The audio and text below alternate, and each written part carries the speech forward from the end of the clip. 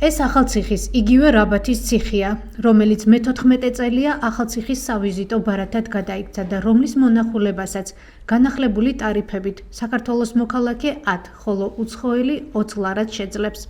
თუმცა ამ რეპორტაჟში გიყვებით დაზიანებულ საავტომობილო გზაზე, რომელსაც ამ ისტორიულ-კულტურული მემკვიდრეობის ძეგლამდე მივყავართ.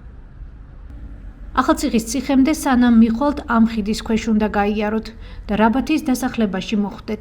ხიდთან დაზიანებული საავტომობილო გზა რამდენიმე წელია ასეთ მდგომარეობაშია.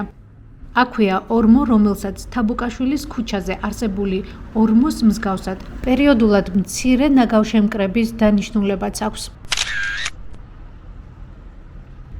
რაბათის ციხემდე მისასვლელ საავტომობილო გზას დაზიანებები გასდევს თითქმის მთელ მონაკვეთზე. აქ ნახავთ დაბზარულ ასფალტს, ორმოებს, დაზიანებულ ტროტუარებს და მანქანის საბურავს, საკანალიზაციო ჭის სახურავის დანიშნულებით. გარდა ამისა, ახალციხის ერთ-ერთი ყველაზე მნიშვნელოვანი ტურისტული კომპლექსის მიმდებარე დაზიანებულია გარე განათების ლამპიონები. ღამით ტერიტორია ასე გამოიყურება.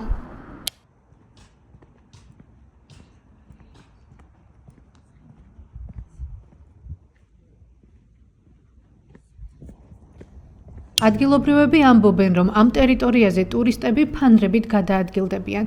მათივე ინფორმაციით, ლამპიონებს პერიოდულად აკეთებენ, თუმცა კვლავ ზიანდება. იგეგმება თუ არა როდის და რა ფასად საავტომობილო გზის და მიმდებარე ინფრასტრუქტურის მოწესრიგება. კითხვით ახალციხის მერიას დაუკავშირდეთ. უწყებიდან ინფორმაციის მიღებას ველოდებით.